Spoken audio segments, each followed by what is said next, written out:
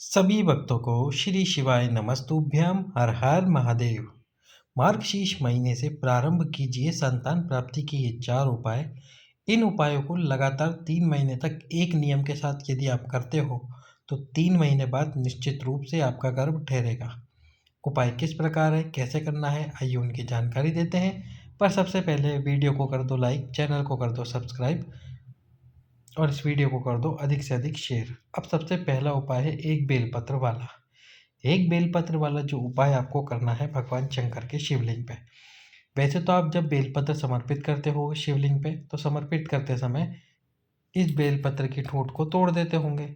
इस बेलपत्र की जो पीछे वाली ठूंठ है इसको तोड़ के फिर शिव जी को चढ़ाते होंगे। बाबा से प्रार्थना करते होंगे कि इस बेलपत्र को औषधि बना दो भोलेनाथ, और फिर उस बेलपत्र को या तो शिव जी की चौखट पे बैठकर या फिर शिव जी के सम्मुख में बैठकर खाते होंगे। लेकिन अब आपको करना क्या है, जब आप ये एक बेलपत्र समर्पित करोगे तो इसको नए तरीके से करना है उपाय को। नया तरीका कैसा, जैसे ये बेलपत्र लिया, इसको धो लिया आपने, और एक बात का और विशेष ध्यान रखें, बेलपत्र को 12 बजे से पहले पहले तोड़ लीजिए।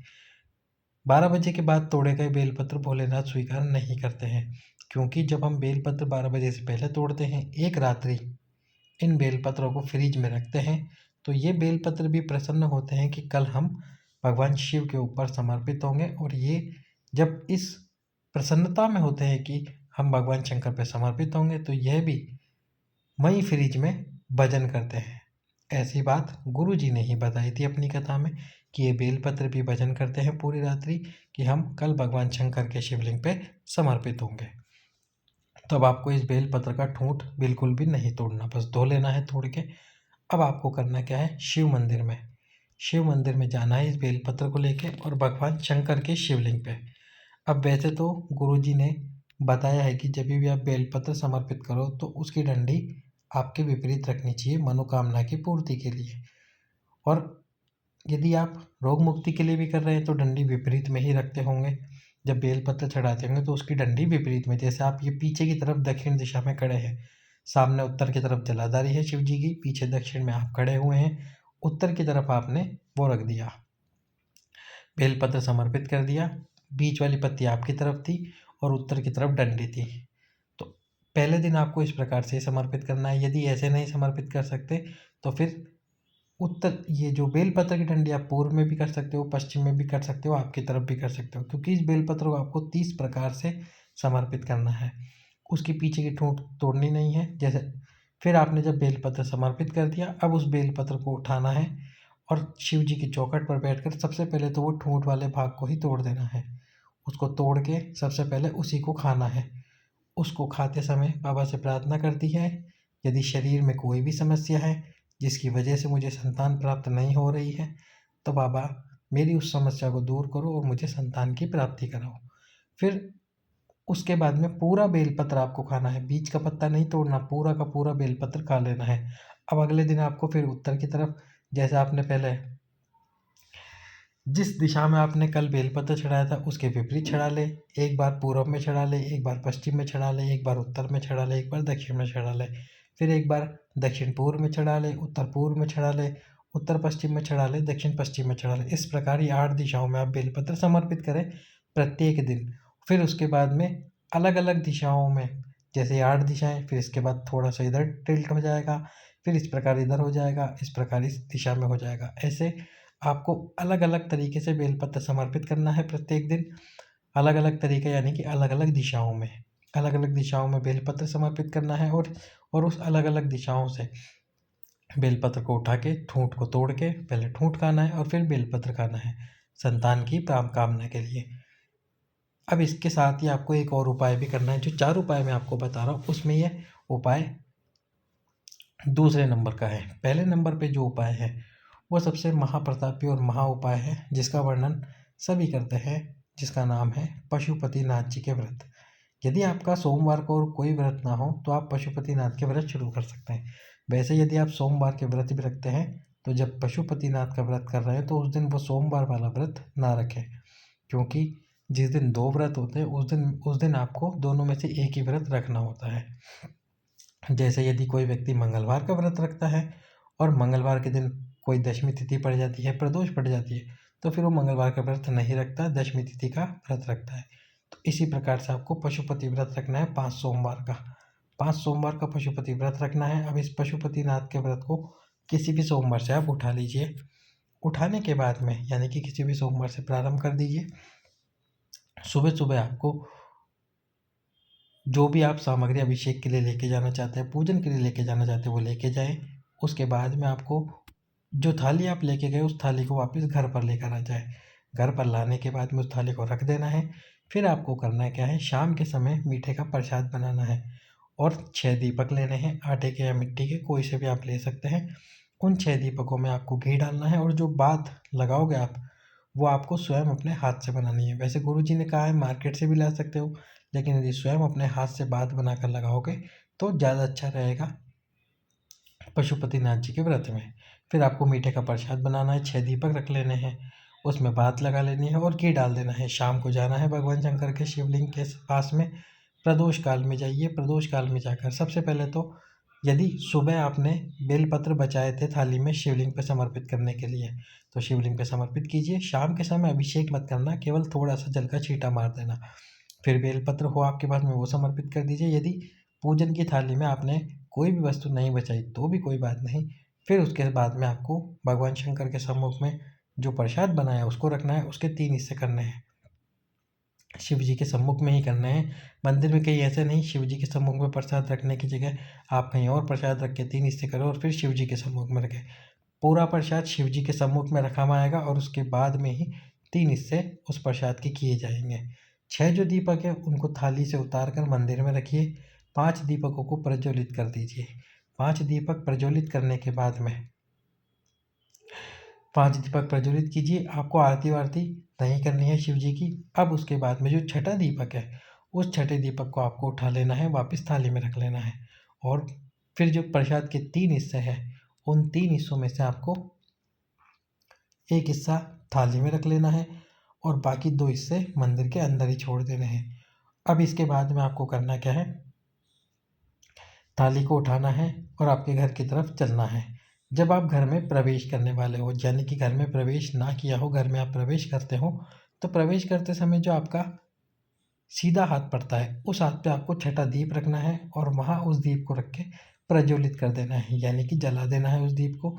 जब आप दीप प्रज्वलित करोगे तो आपकी मनोकामना आपको अवश्य ही बोलनी है। उसके बाद में आपको,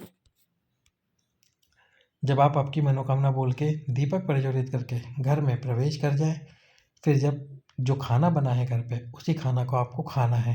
खाने से पहले जो प्रसाद आप मंदिर से लेकर आए हैं उस प्रसाद को आपको खाना है और फिर खाना खाना है। इस प्रकार से आपका एक दिन का व्रत पूर्ण हो जाता है, यानी कि सोमवार का व्रत पूर्ण हो जाता है। एक टाइम आपको फलाहार करना है, एक टाइम आपको खाना खाना है। जो प्रसाद आप मंदिर से लाए हैं उस प्रसाद को किसी को नहीं देना। जिसका व्रत है उसी को ये प्रसाद खाना है। यदि पति और पत्नी दोनों उपाय कर रहे हैं, यानी कि दोनों ही पशुपतिनाथ का व्रत कर रहे हैं संतान की प्राप्ति के लिए, तो फिर दोनों की थालियाँ अलग अलग लगेगी, दोनों का प्रसाद अलग अलग बनेगा, दोनों के 6 दीपक अलग अलग होंगे। और जब घर में प्रवेश कर रहे हो तो पहले पत्नी दीप जलाए, उसके बाद में पति दीप जलाए। इस प्रकार से आपको जो पशुपतिनाथ जी का व्रत करना है, यदि पति और पत्नी दोनों ये व्रत कर रहे हैं। फिर उसके बाद में आपको दूसरा व्रत करना है, तीसरा व्रत करना है, चौथा व्रत करना है, 5वां व्रत करना है। 5वें व्रत में 108 वस्तु समर्पित करनी है कोई सी भी, और 108 वस्तु समर्पित करने के बाद में एक नारियल जिसपे मूली का धागा बंधा हो और 11 रुपये रखे हो, 7 बार मूली का धागा बांध के भगवान शंकर को स्पर्श कराते हुए नारियल स्पर्श कराइए और फिर भगवान शंकर के सम्मुख में रख दीजिए। ये पशुपतिनाथ जी का व्रत पूर्ण हो जाता है।